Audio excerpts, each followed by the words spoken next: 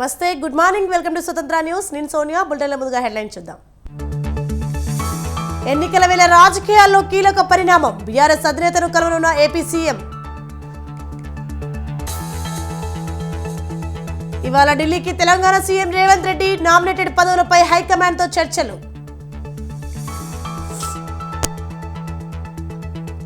నేడు కాంగ్రెస్ తీర్థం పుచ్చుకున్న వైఎస్ షర్మిల. పార్టీ విలీనంపై కీలక ప్రకటన చేసే ఛాన్స్.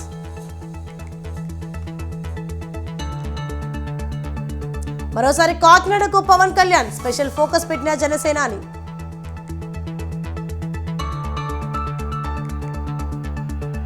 భారీగా ఐఏఎస్ ఐపీఎస్ల బదిలీలు. ఉత్తర్వులు జారీ చేసిన తెలంగాణ సీఎస్.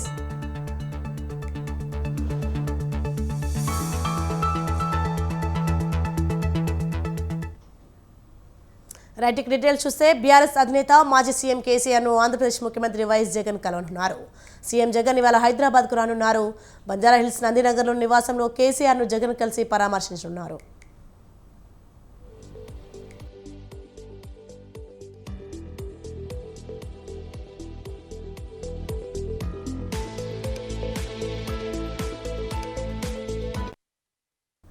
మాజీ సీఎం కేసీఆర్కు ఇటీవలే సోమాజిగూడ యశోద ఆసుపత్రిలో హిప్ రీప్లేస్మెంట్ సర్జరీ జరిగింది. ప్రస్తుతం కేసీఆర్ గాయం నుంచి కోలుకుంటున్నారు. ఈ క్రమంలోనే సీఎం జగన్ కేసీఆర్కు పరామర్శించినట్టు తెలుస్తోంది. కేసీఆర్ ఆరోగ్య పరిస్థితి గురించి ఆరా తీయనున్నట్లు తెలుస్తోంది.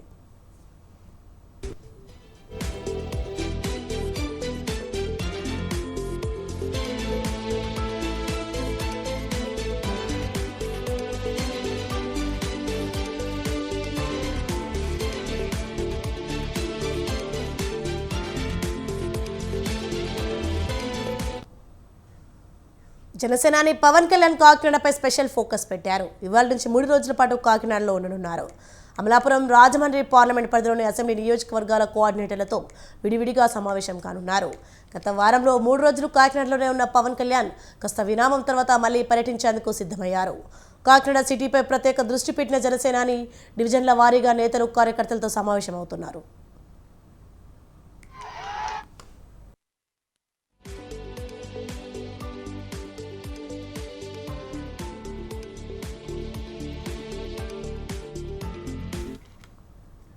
మరోవైపు తెలుగుదేశం పార్టీ, జనసేన పార్టీల పొత్తులో భాగంగా కాకినాడ పార్లమెంట్ జనసేనకు రానుంది.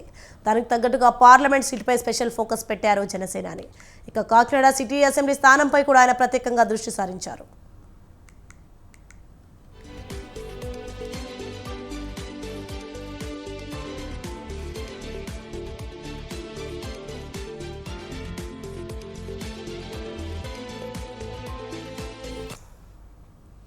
గతంలో వారాహి యాత్ర సమయంలో పవన్ కళ్యాణ్, వైసీపీ ఎమ్మెల్యే ద్వారంపూడి చంద్రశేఖర్ రెడ్డిల మధ్య ప్రతి సవాళ్లు నడిచాయి.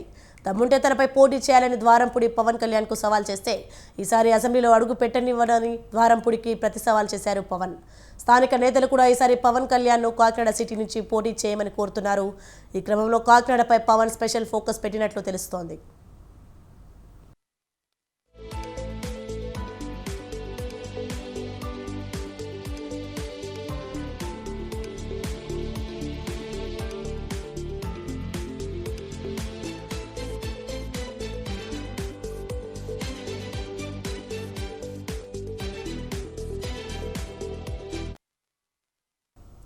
రానున్న అసెంబ్లీ ఎన్నికల నేపథ్యంలో ఏపీ సీఎం జగన్ సిట్టింగ్ ఎమ్మెల్యేలకు మరోసారి షాక్ ఇచ్చారు. రెండో జాబితాలో పలువురు సిట్టింగ్ ఎమ్మెల్యేలకు టికెట్లు నిరాకరించారు. ప్రస్తుత ఎమ్మెల్యేల స్థానంలో పోటీ చేసేందుకు కొత్త వారికి అవకాశం ఇచ్చారు. అదే సమయంలో ఇంకొంతమందికి నియోజకవర్గాల్లో మార్పులు చేస్తున్నారు. వైసీపీ అధినేత ఎప్పుడు ఏ నిర్ణయం తీసుకుంటారో అనే సిట్టింగ్ ఎమ్మెల్యేలు ఫైనల్ జాబితాలో తమ పేరు గల్లంతవుతుందేమోనని గందరగోళ పడుతున్నారు.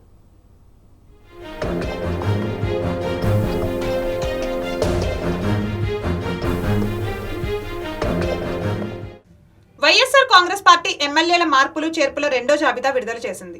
మొదటి జాబితాలో 11 నియోజకవర్గాల్లో మార్పులు చేశారు. రెండో జాబితాలో ఏకంగా 27 నియోజకవర్గాల్లో మార్పులు చేశారు సీఎం జగన్. రెండో జాబితాలో భారీగా సిట్టింగ్ ఎమ్మెల్యేలకు షాక్ ఇచ్చారు. అనకాపల్లి ఎమ్మెల్యే జగన్ కేబినెట్ లో మంత్రి గుడివాడ అమర్నాథ్ కు కూడా పెద్ద షాక్ ఇచ్చారు. అనకాపల్లి సమన్వయకర్తగా మసాలా భరత్ కుమార్ ని సమన్వయకర్తగా నియమించారు. అయితే మంత్రి అమర్నాథ్ కి ఎక్కడ టికెట్ కేటాయిస్తారనే విషయంలో మాత్రం క్లారిటీ రాలేదు. పాయకరావుపేట ఎమ్మెల్యే గొల్ల బాబురావుకి టికెట్ నిరాకరించారు. గొల్ల బాబురావుకి రాజ్యసభకు పంపిస్తాము అని హామీ ఇచ్చారు.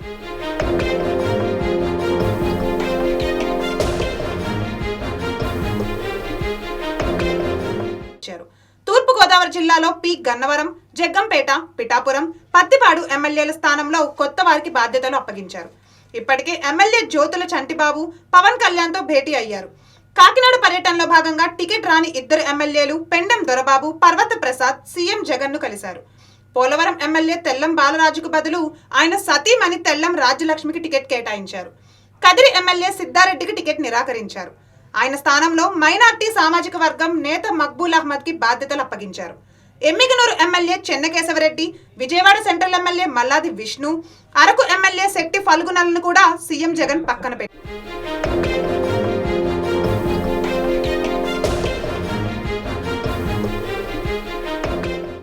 మొదటి జాబితాలో ఎమ్మెల్యేలు సుధాకర్ బాబు, తిప్పల నాగిరెడ్డి, మంగళగిరి ఎమ్మెల్యే ఆళ్ల రామకృష్ణారెడ్డిని సీఎం జగన్ పక్కన పెట్టారు.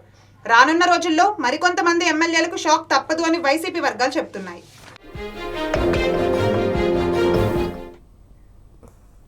ప్రతిపక్ష పార్టీలపై ఏపీ సీఎం జగన్ తీవ్రస్థాయిలో విరుచుకుపడ్డారు. కుటుంబాలను చీల్చి రాజకీయాలు చేస్తారని అన్నారు. కుటుంబాలను అడ్డగోలుగా చీల్చే కార్యక్రమాలు జరుగుతాయని చెప్పారు. రాబోయే రోజుల్లో మరిన్ని కుట్రలను తెరతీస్తారని తెలిపారు. కాకినాడలో వైఎస్ఆర్ పెన్షన్ కానుక పెంపు కార్యక్రమాన్ని ప్రారంభించిన సీఎం జగన్ చంద్రబాబు, పవన్లపై విరుచుకుపడ్డారు. చంద్రబాబు, పవన్ కళ్యాణ్ కలిసి 2014లో ఎన్నో హామీలు ఇచ్చారని అన్నారు. కుట్రలు, కుతంత్రాలు ఎక్కువగా జరుగుతాయని, ప్రజలు అప్రమత్తంగా ఉండాలని సీఎం జగన్ సూచించారు. అప్పట్లో చంద్రబాబు నాయుడు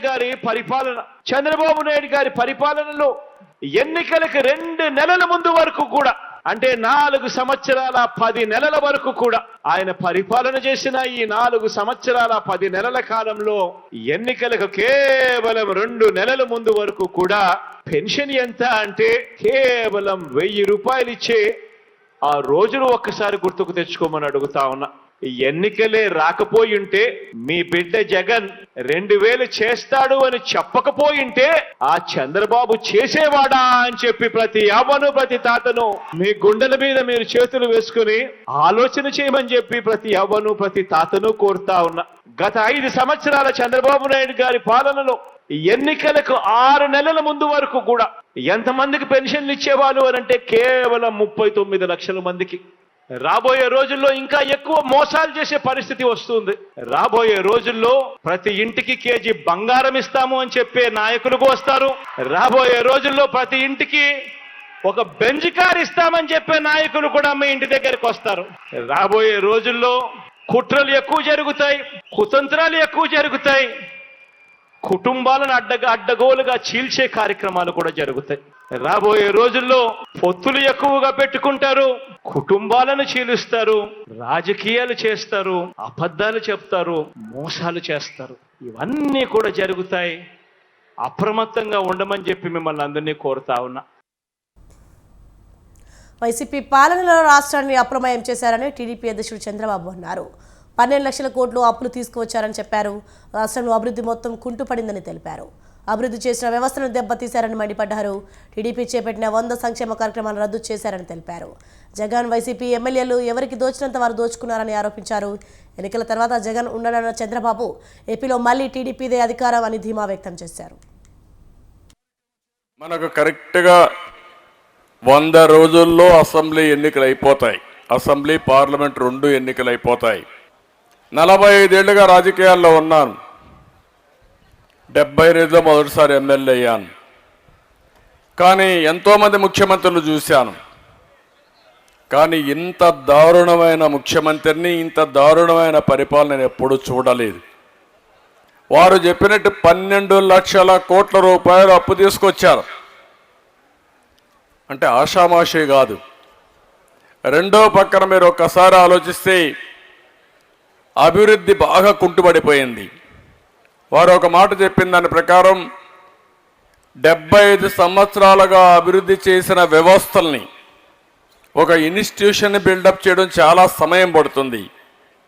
దాన్ని ఇమ్మీడియట్గా విధ్వంసం చేయడం చాలా ఈజీ. అది పేదలను చంద్రబాబు ఎప్పుడైనా పట్టించుకున్నారా అని మంత్రి మేరుగు నాగార్జున ప్రశ్నించారు. గతంలో ఇచ్చిన హామీలో ఒక్కదానినైనా చంద్రబాబు నెరవేర్చానని నిలదీశారు. బీసీలు జడ్జీలుగా పనికిరారని లేఖలు రాసింది చంద్రబాబు కాదా చెప్పాలన్నారు. సీఎం జగన్ పాలనలో ఎస్సీ, ఎస్టీ, బీసీ మైనార్టీలకు న్యాయం జరుగుతోందన్నారు. ఆంధ్ర రాష్ట్ర రాజకీయాల్లో 14 ఏళ్లు ముఖ్యమంత్రిగా పనిచేశావు. 3 సార్లు 14 ఏళ్లలో 3 పర్యాయాలు ఎలా లాక్కున్నావో, ఎలా గెలిచావో, ఎలా పరిపాలించావో ఏనాడైనా ఈ రాజకీయ నేపథ్యంలో నువ్వు అధికారంలో ఉన్నప్పుడు ఈ పేదరికంలో ఉన్న ఎస్సీ ఎస్టీ బీసీ మైనారిటీలు నీ కళ్ళకు కనపడ్డారా అని అడుగుతా ఉన్నాం. కనపడ్డారా? రాజకీయాల్లో నువ్వు చేసినటువంటి హేళనలు, అసమానతలు మా గుర్తుకు రావా? అంటే ఇప్పుడు నువ్వు ఎన్నికల దగ్గరకు వస్తావని చెప్పి ఒక ప్రక్క ఈ రాష్ట్ర రాజకీయాల్లో ఎవరు చేయనటువంటి గొప్ప యజ్ఞాన్ని నా ఎస్సీ, నా ఎస్టీ, నా బీసీ, నా మైనారిటీలని చెప్పి వాళ్ళకు సాయం చేసి వాళ్ళకి రాజకీయాన్ని అధికారాన్ని ఇచ్చి మీరే ఉండండి ముందు అని చెప్పే రాజకీయ నాయకుడు జగన్మోహన్ రెడ్డి గారు ఉంటే నువ్వు కూడా ఏదో మొత్తానికి లాగాలని ఎస్సీ ఎస్టీ బీసీల కోసం ఇప్పుడు డాన్స్ చేస్తున్నావు, ఇప్పుడు ప్రేమ కారుస్తున్నావు. మర్చిపోతామా? ఎస్సీలో ఎవరైనా పుట్టాలనుకుంటారా అన్నటువంటి విషయాన్ని ఈ రాష్ట్రంలో ఉన్న ఎస్సీలు చీము రక్తం ఉంటే మేము మర్చిపోతామా? మా కులాన్ని అవహేళన చేసినటువంటి నిన్ను వదులుతామా? ఒకప్పుడు బీసీలు బ్యాక్వర్డ్ క్యాస్ట్లుగా అణగారినటువంటి కులాలుగా చూసినటువంటి నీవు, హేళనగా చేసినటువంటి నీవు, మా తోకలు కత్తిరేస్తారని నీవు, మా అంతు చూస్తారని నీవు, మేము జడ్జీలుగా పనికిరావని చెప్పి కేంద్ర ప్రభుత్వానికి ఉత్తరం రాసినటువంటి నీవు, నిన్ను మేము ఇప్పుడు మర్చిపోతామా? బీసీలు అయినటువంటి మేము, మైనారిటీలను తేలిక చేసినటువంటి నువ్వు, గిరిజనుల కోసం ఒక్క క్షణం ఆలోచించిన నీవు ఈ రాష్ట్ర తెలంగాణ హక్కుల గురించి మాట్లాడడం కాంగ్రెస్ బీజేపీలకు లేదని బీఆర్ఎస్ వర్కింగ్ ప్రెసిడెంట్ కేటీఆర్ అన్నారు. పార్లమెంట్లో ఎప్పుడైనా తెలంగాణ గురించి మోదీ, రాహుల్ మాట్లాడారా అని ప్రశ్నించారు. లోక్సభ ఎన్నికలకు సన్నద్ధతలో భాగంగా ఆదిలాబాద్ జిల్లా నేతలతో కేటీఆర్ సమీక్ష నిర్వహించారు. బీఆర్ఎస్ ఎంపీలు గెలవకపోతే తెలంగాణ అనే పదం మాయమవుతుందని చెప్పారు. కాంగ్రెస్ పార్టీ 420 హామీలు ఇచ్చి గెలిచిందని విమర్శించారు. కాంగ్రెస్ ఆగడాలను క్షేత్రస్థాయిలో ఎక్కడికక్కడ ఎండగడతామన్నారు. లోక్సభ ఎన్నికల్లో బీఆర్ఎస్ మంచి ఫలితాలు సాధిస్తుందని ధీమా వ్యక్తం చేశారు. ఉద్యోగాల విషయంలో కాంగ్రెస్ అబద్ధాలు చెప్పిందని, చిన్న చిన్న లోపాల వల్లే ఓడిపోయామని కేటీఆర్ చెప్పారు. పార్టీ ఇచ్చింది మొన్న ఎన్నికల్లో 1-2 కాదు, సరిగ్గా 420 వాగ్దానాలు తెలంగాణ ప్రజలకు వాళ్ళు ఇచ్చింది. 420 హామీలు. సో ఇది కూడా ఒక పుస్తక రూపంలో ఎన్ని హామీలు ఇచ్చారు, వాళ్ళు యూత్ డిక్లరేషన్లో ఏం చెప్పారు, ఎస్సీ డిక్లరేషన్లో ఏం చెప్పినారు, ఎస్టీ డిక్లరేషన్లో ఏం చెప్పారు, మహిళా డిక్లరేషన్లో ఏం చెప్పినారు, అవన్నీ కూడా ఈ హామీలన్నింటినీ కూడా ప్రజల దగ్గరికి తీసుకొని పోతాము. 6 గ్యారంటీలే కాదు, 420 హామీలు ఇచ్చి ఏ రకంగా ప్రజలను మరి ఒక రకమైన వాతావరణ నిర్మాణం చేసి, ఒక రకమైన మరి లేని వాతావరణాన్ని, కృత్రిమమైన ఒక అనుకూలతను, సానుకూలతను సృష్టించుకొని పోయినారో దాన్ని కూడా తప్పకుండా మరి ప్రజల దగ్గరికి తీసుకొని పోవాలి. కాబట్టి ఇదందరికీ కూడా మా కార్యకర్తలకి ఇది ఇంటింటికి చేరే విధంగా ఈ పుస్తకాన్ని కూడా తీసుకొని పోతాం. ఇతర రాష్ట్రాల్లో మరి వాళ్ళందరూ వాళ్ళ రాష్ట్ర ప్రయోజనాల కోసమేమో కలిసికట్టుగా పోరాడతారు. ఇక్కడ రాజకీయంగా ఎన్ని వైరుధ్యాలు ఉన్నా తమిళనాడులో మళ్ళీ తమిళనాడు రాష్ట్ర ప్రయోజనాల విషయానికి వస్తే ఎంపీలందరూ ఒకటవుతారు. కానీ దురదృష్టం తెలంగాణలో ఆ పరిస్థితి లేదు. తెలంగాణలో ఇక్కడున్న కాంగ్రెస్ నాయకులు, బీజేపీ నాయకులు ఇద్దరు కూడా ఒక అలవాటుగా మారిపోయింది. తెలంగాణ రాష్ట్రం అంటే ఇక్కడ ఏమన్నా మంచి జరిగితే మొత్తం క్రెడిట్ అంతా కేసీఆర్కే పోతుంది. కాబట్టి ఎట్లన్నా ఈ రాష్ట్రానికి ఏమైనా రాకపోయినా లేదా ఈ రాష్ట్రానికి ఏమైనా నష్టం జరిగినా పర్వాలేదు, కానీ తెలంగాణ మాత్రం ముందుకు పోవద్దు అన్నట్టు ఎన్నడూ తెలంగాణ జెండాను కానీ ఎజెండాను కానీ పార్లమెంట్లో కాంగ్రెస్ కానీ బీజేపీ కానీ ప్రస్తావించిన పాపాన గత 10 ఏళ్లలో పోలేదు. ఇది వాస్తవం. పార్లమెంటరీ పార్టీ మీటింగులు జరుగుతాయి ప్రతి పార్టీ, కాంగ్రెస్ పార్టీకి జరుగుతుంది, బీజేపీకి జరుగుతుంది. ఎన్నడన్నా ఒక్కరోజు గత 10 ఏళ్లలో వాళ్ళ పార్లమెంటరీ పార్టీ మీటింగ్లో తెలంగాణ అన్న పదం వినబడ్డదా? దయచేసి ఒకసారి ఆలోచించాలని చెప్పి కూడా నేను కోరుతా ఉన్నాను. తెలంగాణలో బీఆర్ఎస్ నేతలలాగే కాంగ్రెస్ మంత్రులు కూడా అహంకారంతో మాట్లాడుతున్నారని బీజేపీ నేత బండి సంజయ్ అన్నారు. కాళేశ్వరం ప్రాజెక్టులో జరిగిన అవినీతిపై సీబీఐ విచారణకు ఎందుకు కోరటం లేదని ప్రశ్నించారు. లోక్సభ ఎన్నికల్లో బీజేపీ అధిష్టానం తనను ఎక్కడి నుంచి పోటీ చేయాలని కోరితే అక్కడి నుంచి పోటీ చేస్తానన్నారు. ఒకవేళ పోటీ నుంచి తప్పుకోవాలని ఆదేశించినా తప్పుకుంటానని చెప్పారు. బీఆర్ఎస్ను కూకటి వేలతో తొలగించే వరకు తాము శ్రమించబోమని బండి సంజయ్ స్పష్టం చేశారు. బీఆర్ఎస్ పథకం తయారు తర్వాత ఇప్పుడే అతి తక్కువ సమయంలో ప్రజలు కూడా వ్యతిరేక సాధన వాళ్ళ మీద ఈ భాషతోనే విపక్షాలు సూచన సలహాలు ఇచ్చినప్పుడు వాళ్ళు విమర్శించినప్పుడు అదే స్థాయిలో పొలేట్ ఇవ్వాలి. ఎవరికి ఇప్పుడు మాట్లాడే వాళ్ళు అందరు ఉన్నారు కదా, మీరు పేర్లు చెప్పారు కదా, ఎవరు కోవటం అందరు తెలుసుకోవాలి. ఇప్పుడు అధికారం వచ్చాక కాళేశ్వరం పోగొడుతుంది, మళ్ళీ రీడిజన్ అంటారు దాని వల్ల. ఇక మళ్ళీ స్టార్ట్ ఒక రీజన్ అంటే వాళ్ళు మార్చింది వీళ్ళు మార్చారు, వీళ్ళు మార్చింది ఇప్పుడు వీళ్ళు మారుస్తారు. కాబట్టి దయచేసి మళ్ళీ కాంగ్రెస్ పార్టీ నాయకులు విజ్ఞప్తి చేస్తున్నారు. మొన్ననే ప్రభుత్వం ఏర్పడ్డది, మీది ఏర్పడ్డ తర్వాత మీ మీద కోపం ఎవరికి లేదు, నాకైతే కోపం లేదు. ఎందుకంటే ఒక మూర్ఖతో పాలన పీడ విరగలేదు అనుకున్నాను. ఆ కుటుంబ రాజ్యం పీకింది అనుకో, పీడ విరగదు అనుకున్నా, కుటుంబ రాజ్యం పీకింది అనుకున్నా. ఇంకా కొన్ని వేర్లు ఉన్నాయి. బీఆర్ఎస్ కొన్ని వేర్లున్నాయి, వాటిని కూకటి వేలతో పెకిలించడానికి భారతీయ జనతా పార్టీ సిద్ధంగా ఉంది. చాలా మంది మంత్రులు అసెంబ్లీ వేదిక. కొత్త సంవత్సరంలో తెలంగాణలో రేవంత్ రెడ్డి ప్రభుత్వం కొత్త నిర్ణయాలకు శ్రీకారం చుట్టింది. ప్రజలకు మరింత సేవలు అందించే విధంగా హైదరాబాద్ మెట్రో రైల్వే ఫేజ్ 2 ప్రతిపాదనలో విప్లవాత్మక మార్పులు చేస్తోంది. మెట్రో ఫేజ్ 2 విస్తరించే ప్రతిపాదనలు మెరుగుపరచాలని ప్రభుత్వం నిర్ణయించింది. మున్ముందు కొత్త మార్గాల్లో హైదరాబాద్ మెట్రో పరుగులు పెడుతోంది.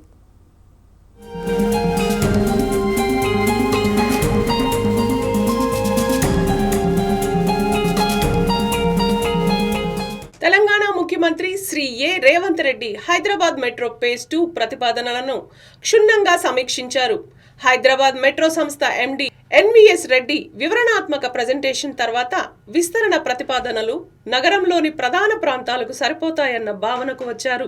గరిష్ట సంఖ్యలో ప్రయాణికులు సేవలు అందించాలని ముఖ్యమంత్రి ఆయనకు సూచించారు. హెచ్ఎండిఏ కమిషనర్తో సమన్వయంతో ఫేజ్ 2 ప్రతిపాదనలను మెరుగుపరచాలని ఎండీని కోరారు.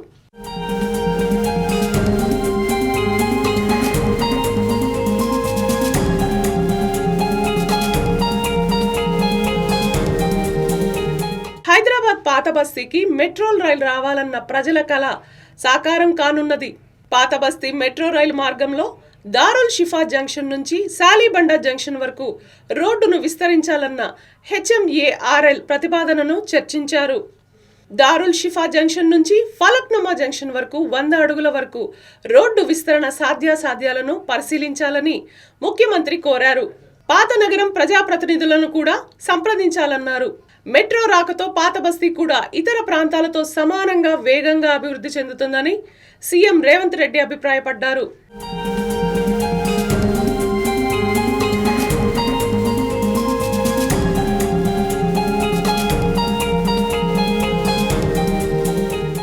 రోడ్డు విస్తరణ, మెట్రో రైల్ ప్రణాళిక అమలు సమయంలో పాత నగరంలో గుర్తించబడిన 103 మతపరమైన వారసత్వ కట్టడాలు, ఇతర సున్నితమైన నిర్మాణాలకు ఇబ్బందులు రాకూడదని, ఎలాంటి ప్రతికూల ప్రభావం చూపకూడదని ఆయన స్పష్టం చేశారు. అవసరమైతే తాను వ్యక్తిగతంగా తనిఖీ చేస్తానన్నారు. పాత నగరంలోని ప్రజా ప్రతినిధులను కూడా ఈ ప్రయత్నంలో కలుపుకొని పోవాలన్నారు.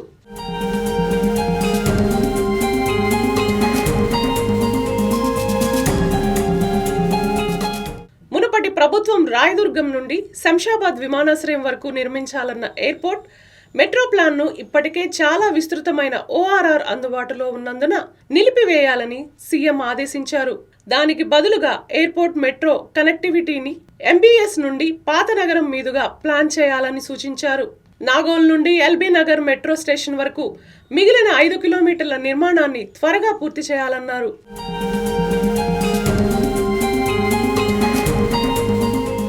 పాత బస్తీ ఎల్బీ నగర్ మీదుగా సవరించిన ఎయిర్పోర్ట్ మెట్రో అలైన్మెంట్ కు సంబంధించిన ట్రాఫిక్ అధ్యయనాలు, డిపిఆర్లను త్వరగా పూర్తి చేయాలని ఎండి హెచ్ఎంఆర్ఎల్ ను సీఎం రేవంత్ రెడ్డి ఆదేశించారు. లక్ష్మీగూడ, జల్పల్లి, మామిడిపల్లి స్ట్రెచ్ లో మెట్రోలో కొంత భాగాన్ని వేయడానికి సాధ్యాసాధ్యాలను పరిశీలించాలని కోరారు. కొత్త అలైన్మెంట్ లో రహదారి స్థాయిలో ఎటువంటి అడ్డంకులు లేకుండా 40 అడుగుల వెడల్పు గల సెంట్రల్ మీడియన్ ఈ స్ట్రెచ్ లో అందుబాటులో ఉంది. దీంతో మెట్రో రైలు నిర్మాణ వ్యయాన్ని తగ్గించుకోవచ్చు. అదేవిధంగా నగరం అన్ని దిశలలో అభివృద్ధి చెందడానికి ప్రస్తుతం ఉన్న మెట్రో కారిడార్లను సమీపంలోని గమ్యస్థానాలకు పొడిగింపులను సిద్ధం చేయాలని ఎండి హెచ్ఎంఆర్ఎల్ ను సీఎం ఆదేశించారు.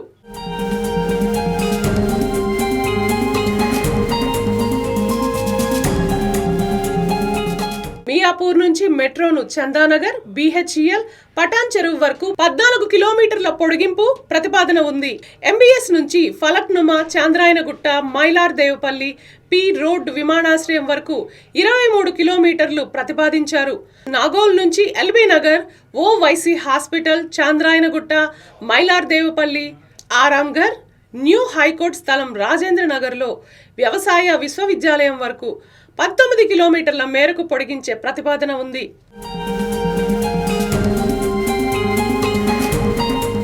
కారిడార్ 3 రాయదుర్గ్ స్టేషన్ నుండి మెట్రోను financial district, American consulate, biodiversity మీదుగా IIIT వరకు 12 కిలోమీటర్ల పొడిగింపు ప్రతిపాదనలో ఉంది. ఎల్బీ నగర్ నుంచి వనస్థలిపురం, హయత్ నగర్ వరకు 8 కిలోమీటర్ల పొడిగింపు ప్రతిపాదన ఉంది.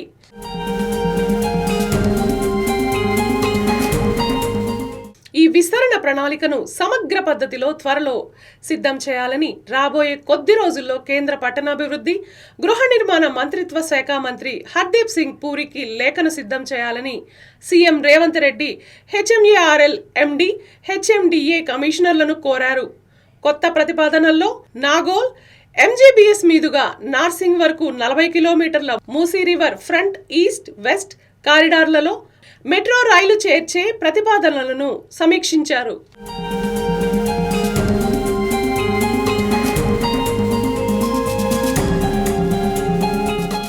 వేగంగా అభివృద్ధి చెందుతున్న హైదరాబాద్ నగర అవసరాలను తీర్చడానికి సమగ్ర మాస్టర్ ప్లాన్ సిద్ధం చేయాలని సమావేశంలో పాల్గొన్న అధికారులను సీఎం ఆదేశించారు. శ్రీశైలం హైవేపై ఎయిర్పోర్ట్ ప్రాంతం నుండి కందుకూరు వరకు మెట్రో రైల్ కనెక్టివిటీని ప్లాన్ చేస్తారు. ఇక్కడ ఫార్మా సిటీ కోసం ఇప్పటికే సేకరించిన భూములలో మెగా టౌన్షిప్ సృష్టించవచ్చు. మెట్రో ఫేజ్ 3 ప్రణాళికలు జేబీఎస్ మెట్రో స్టేషన్ నుండి షామీర్పేట వరకు విస్తరించాలని కూడా ఆయన కోరుకున్నారు. ప్యారడైజ్ మెట్రో స్టేషన్ నుండి కండ్లకోయ, మేడ్చల్ వరకు మెట్రో పొడిగించాలని సీఎం భావించారు. ఈ సమావేశంలో ప్రభుత్వ ప్రధాన కార్యదర్శి Shrimati A Shanthakumari, intelligence IG Shri B Shivadhar Reddy, CMO కార్యదర్శి షాన్వాస్ కాసిం కూడా పాల్గొన్నారు.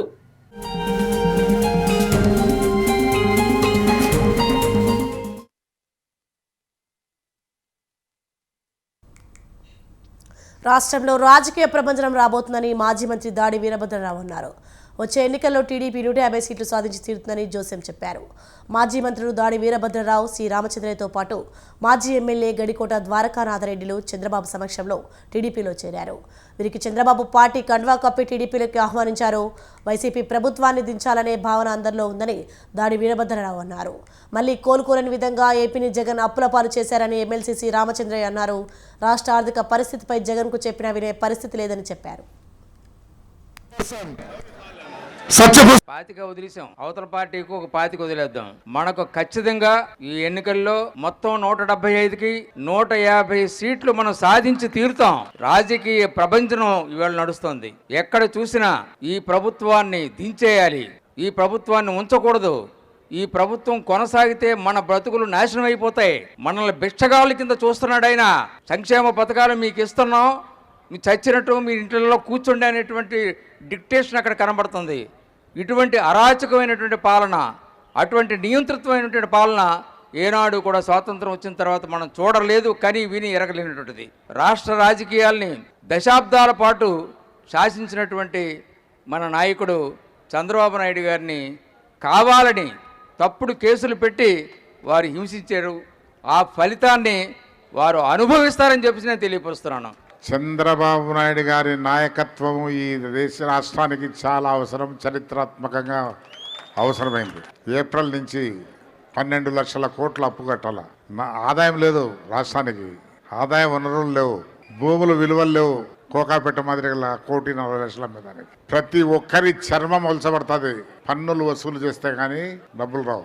మరి ఎట్లా చేస్తారో మహానుభావుడు చంద్రబాబు నాయుడు గారు. అయితే ఆయనకు ఆ కెపాసిటీ ఉంది. నేను చూసిన, ఆయనతో సహవాసం చేసి చూసిన ఆ కెపాసిటీ ఆయనకు ఉంది. కాబట్టి అటువంటి కెపాసిటీ ఉండే వ్యక్తి రావాల్సిన అవసరం చాలా ఉంది. అంతేగాని అతన్ని ఎక్కువగా నేను పొగట్టంలే. అతని అవసరం ఈ రాష్ట్రానికి ఇప్పుడు చాలా చాలా అవసరం ఉంది. లేకుంటే రాష్ట్రము ఏ పాలైపోతుందో భయంకరం, ఊహించుకునే దాన్ని కూడా భయంకరం ఉంది. పాలన అనేది కొన్ని సిస్టమ్స్ పైన ఆధారపడింది. ఆ సిస్టమ్స్ ఉంటే కన్నా పాలన జరిగిపోతూ ఉంటుంది. కానీ రాష్ట్రంలో ఆ సిస్టమ్స్ అన్ని నాశనం అయిపోయినాయి. ఇప్పుడు ముఖ్యమంత్రి పదవి అది లగ్జరీ. ఎవరు ఏ పార్టీలో చేరినా సీఎం జగన్ అందిస్తున్న సంక్షేమ పథకాలే వైసీపీ బలమన్నారు ఆ పార్టీ నేత వైవి సుబ్బారెడ్డి. ఏపీలో సంక్షేమ పథకాల ద్వారా లబ్ధి పొందిన పేదలందరూ వైసీపీని మరోసారి గెలిపించి వైఎస్ జగన్ను సీఎంని చేస్తారనే నమ్మకాన్ని వ్యక్తం చేశారు. బీసీలకు సీట్లు ఇవ్వడం కోసమే కొన్ని సీట్లు సర్దుబాటు చేయాల్సి వస్తుందన్నారు. ఒకరిద్దరు వెళ్లటం వల్ల తమకేమీ నష్టం లేదన్నారు.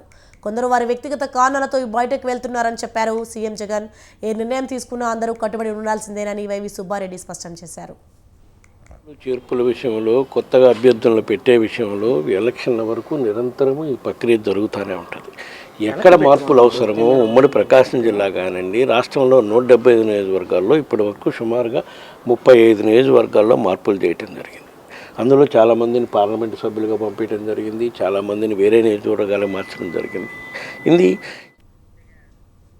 సీఎం జగన్పై ఏపీ బీజేపీ అధ్యక్షురాలు పురంధేశ్వరి విరుచుకుపడ్డారు. ఏపీని అప్పుల రాష్ట్రంగా మార్చారని దుయ్యబట్టారు. వైసీపీ నేతలు ప్రజాధనాన్ని దోపిడీ చేస్తున్నారని మండిపడ్డారు. ఏపీలో రైతులు అనేక ఇబ్బందులు పడుతున్నారన్న పురంధేశ్వరి రైతులను రాష్ట్ర ప్రభుత్వం పట్టించుకోవడం లేదని ఆరోపించారు. కేంద్ర పథకాలను రాష్ట్ర పథకాలుగా చెప్పుకుంటున్నారని ఆగ్రహం వ్యక్తం చేశారు.